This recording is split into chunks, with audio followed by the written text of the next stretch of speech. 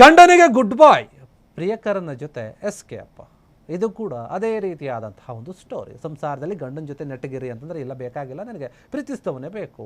ಮದುವೆ ಆದಮೇಲೂ ಕೂಡ ಹೆಣ್ಮಕ್ಳು ಈ ರೀತಿಯಾಗಿ ನಡೆದುಕೊಳ್ದಿರೋದಕ್ಕೇನೆ ಕೊಲೆಗಳು ಜಾಸ್ತಿ ಆಗ್ತಾ ಇವೆ, ಸಂಸಾರಗಳು ಹೊಡೆದು ಹೋಗ್ತಾ ಇವೆ. ಅದೇ ರೀತಿಯಾದಂತಹ ಒಂದು ಸ್ಟೋರಿ ಇದು.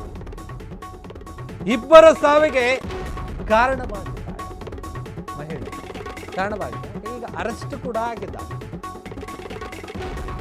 ಲವರ್ ಜೊತೆ ಓಡೋಗಿದ್ಲು ಗಂಡ ಬೇಡ ಅಂತ ಹೇಳಿ ದಾವಣಗೆರೆಯಲ್ಲಿ ನಡೆದಿದ್ದಂತಹ ವಿಚಿತ್ರ ಘಟನೆ ಇದು. ದಾವಣಗೆರೆ ಪೊಲೀಸ್ ಸರಸ್ವತಿ ಬಂಧನ ಆಗಿದೆ. ಮದುವೆಯಾಗಿ 2 ತಿಂಗಳಿಗೆ ಎಸ್ಕೇಪ್ ಆಗಿರ್ತಾಳೆ, ಓಡೋಗ್ಬಿಟ್ಟಿರ್ತಾಳೆ ಈ ಸರಸ್ವತಿ. ಹರೀಶ್ ಪತ್ನಿ ಸರಸ್ವತಿ ಸಂಬಂಧಿಕರೇನಿದ್ದಾರೆ ಅವ್ರ ಮನೆಯಲ್ಲಿ ತಲೆಮರೆಸಿಕೊಂಡಿದ್ದು. ಬೇಕಾದ ಶಿವರಾಜ್ ಜೊತೆ ನಾಪತ್ತೆ ಆಗಿರ್ತಾಳೆ ಈ ಸರಸ್ವತಿ. ಹೆಂಡತಿಯ ಕೃತ್ಯಕ್ಕೆ ಬೇಸತ್ತು ಹರೀಶ್ ಸೂಸೈಡ್ ಮಾಡ್ಕೊಂಡಿರ್ತಾನೆ. ಡೆತ್ ನೋಟ್ ಅನ್ನು ಬರೆದು ವಿಚಾರ ಗೊತ್ತಿರುತ್ತಿದ್ದು. ಹರೀಶ್ ಹಾಗೂ ಸರಸ್ವತಿಗೆ ಮದುವೆ ಮಾಡಿಸಿದಂತಹ ಸೋದರ ಮಾವ ಕೂಡ ಆತ್ಮಹತ್ಯೆ ಮಾಡಿಕೊಂಡಿದ್ದ.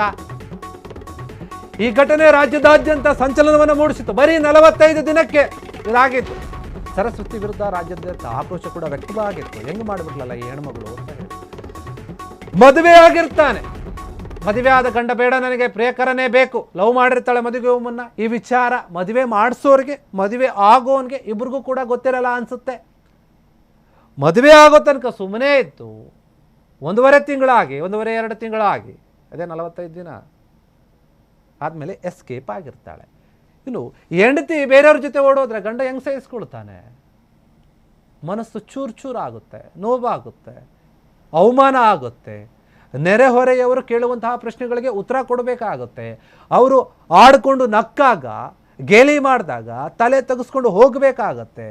ಇಷ್ಟೆಲ್ಲ ಅವಮಾನ ಆಗುತ್ತೆ. ಈ ಅವಮಾನವನ್ನು ನನಗೆ ಸಹಿಸೋಕ್ಕಾಗಲ್ಲ ಅಂತ ಹೇಳಿ ಸೂಸೈಡ್ ಮಾಡ್ಕೊಂಡಿರ್ತಾನೆ ಹರೀಶ್. ಅದ್ರ ಜೊತೆಗೆ ಅವ್ರ ಸೋದರ ಮಾವ ಕೂಡ, ಯಾಕಂದ್ರೆ ಆತ ಮುಂದೆ ನಿಂತು ಮದುವೆ ಮಾಡಿಸಿರ್ತಾನೆ. ಮದುವೆ ಮಾಡಿಸಿದ ಆತನಿಗೆಲ್ಲ ಕೆಟ್ಟ ಹೆಸರು ಬರೋದು. ಎಂಥ ಹುಡುಗಿನ ಕೊಟ್ಟು ಮದುವೆ ಮಾಡಿಸ್ಬಿಟ್ಟಪ್ಪ ನೀನು ನನ್ನ ಮಗನಿಗೆ ಅಂತ ಹೇಳಿ ಗಂಡನ ಕರಡಿಯವರು ಮಾತನಾಡ್ತಾರೆ. ಇಂತಹ ಹುಡುಗಿನ ಮುಂದೆ ನಿಲ್ಲಿಸಿ ನಾನೇ ಮದುವೆ ಮಾಡಿಸಿದ್ನಲ್ಲ, ಎಂಥ ತಪ್ಪು ಮಾಡಿಬಿಟ್ಟೆ ಅಂತ ಆತನ ಮನಸ್ಸಲ್ಲೂ ಕೂಡ ಆ ನೋವು ಕಾಡ್ತಾ ಇರುತ್ತೆ. ಅದೇ ನೋವಿಂದ ಆ ಸೋದರ ಮಾವ ಕೂಡ ಆತ್ಮಹತ್ಯೆ ಮಾಡ್ಕೊಳ್ತಾನೆ. ಇಬ್ಬರ ಜೀವ ಬಲಿಯಾಗಿರುತ್ತೆ. ಈ ವಿಚಾರ ದೊಡ್ಡ ಮಟ್ಟದಲ್ಲಿ ಚರ್ಚೆ ಆಯಿತು.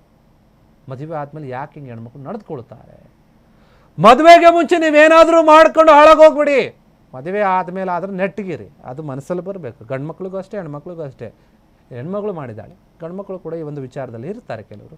ಅಂಥವ್ರಿಗೆ ಎಲ್ರಿಗೂ ಸೇರಿಸಿ ಹೋಲ್ಸೇಲಾಗಿ ಹೇಳ್ತಾ ಇರುವಂಥದ್ದು ಇದು. ಮದುವೆ ಆದಮೇಲೆ ಅದ್ರ ನೆಟ್ಟಿಗೆ ನ್ಯಾಯವಾಗಿ ಸಂಸಾರ ಮಾಡಿದ್ರೆ ಯಾವುದೂ ಹಿಂಗಾಗೋದಿಲ್ಲ. ಮದುವೆ ಆದಮೇಲೆ ಅವರ ಜೊತೆ ಓಡೋಗಿದ್ದಾಳೆ, ಅದರಿಂದ ಇಬ್ಬರು ಆತ್ಮಹತ್ಯೆ ಮಾಡ್ಕೊಳ್ತಾರೆ. ಈಗ ಪೊಲೀಸರು, ದಾವಣಗೆರೆ ಪೊಲೀಸರು ಆಕೆ ನಡ್ಕೊಂಡ್ಬಂದಿದ್ದಾರೆ, ಅರೆಸ್ಟ್ ಮಾಡಿದ್ದಾರೆ. ಸರಸ್ವತಿ ಆಕೆ ಹೆಸರು, ಮುಖ ಕಾಣಿಸ್ತಾ ಇಲ್ಲ, ಬಟ್ಟೆ ಕಟ್ಕೊಂಡಿದ್ದಾರೆ, ಗೊತ್ತಾಗ್ಬಿಡೋದಲ್ಲ. ಮದುವೆ ಆಗಿ 2 ತಿಂಗಳಿಗೆ ಎಸ್ಕೇಪ್ ಆಗಿ ಹಿಂಗಾಗಿದ್ದಾರೆ ನೋಡಿ. ಹರೀಶ್ ಮದುವೆ ಆಗಿದ್ದ ಪಾಪ, ಅವನಿಗೇನು, ಮನೆಯವರು ಒಪ್ಪಿಸಿ ಮದುವೆ ಮಾಡಿರ್ತಾರೆ, ಮದುವೆ ಆಗಿರ್ತಾರೆ, ಚೆನ್ನಾಗಿರೋಣ ಅಂತ. ಆದರೆ ಈಕಿ ನನಗೆ ಹರೀಶ್ ಬೇಡ, ಶಿವಕುಮಾರೇ ಬೇಕು ಅಂತ ಹೇಳಿ ಶಿವಕುಮಾರ್ ಜೊತೆ ಓಡೋಗಿದ್ಲು. ಹೋಗಿ ಎಲ್ಲ ಬಚ್ಚಿಟ್ಕೊಂಡಿದ್ಲು. ಹೆಂಡ್ತಿ ಮಾಡಿದ ಕೆಲಸ ನೋಡಿ ಅವನು ತಾಳೋಕ್ಕಾಗದೆ ಸೂಸೈಡ್ ಮಾಡಿಕೊಂಡ. ಡೆತ್ ನೋಟನ್ನು ಬಟ್ ಏನೇನಾಯಿತು ಅಂತ ಹೆಂಡ್ತಿ ಕಾಟ ಕೊಡ್ತಾಯಿದ್ಲು, ಕಿರುಕುಳ ಕೊಡ್ತಾಯಿದ್ರು. ಹೆಂಡ್ತಿ ಮನೆಯವರು ಕೂಡ ಅಷ್ಟೇ ನನಗೆ ಕಾಟ ಕೊಡ್ತಾಯಿದ್ರು. ಸಹಿಸ್ಕೊಳ್ಳೋಕೆ ಆಗ್ತಾ ಇಲ್ಲ ನನಗೆ, ಈಗ ಓಡೋಗ್ಬಿಟ್ಟಿದ್ದಾಳೆ, ನಾನು ಏನು ಮಾಡಬೇಕು? ಅವ್ರ ಅಪ್ಪ ಅವ್ರ ಅಮ್ಮಗೆ ಸಾರಿ ಹೇಳಿ, ಕ್ಷಮಿಸಿ ಅಂತ ಹೇಳಿ ಡೆತ್ ನೋಟ್ ಬರೆದು ನೇಣು ಹಾಕ್ಕೊಂಡು ಸತ್ತೋಗ್ಬಿಟ್ಟ. ಆದರೆ ಇವರು ಲವರ್ ಜೊತೆ ಹೋಗಿ ಮಜಾ ಮಾಡ್ತಾಯಿದ್ರು.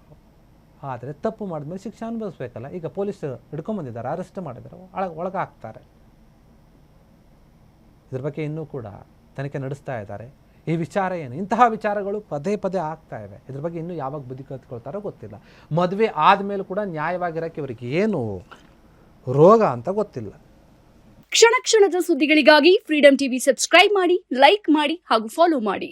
ಹೊಸ ಸುದ್ದಿಗಳ ನೋಟಿಫಿಕೇಶನ್ಗಾಗಿ ಬೆಲ್ ಐಕಾನ್ ಮೇಲೆ ಕ್ಲಿಕ್ ಮಾಡಿ.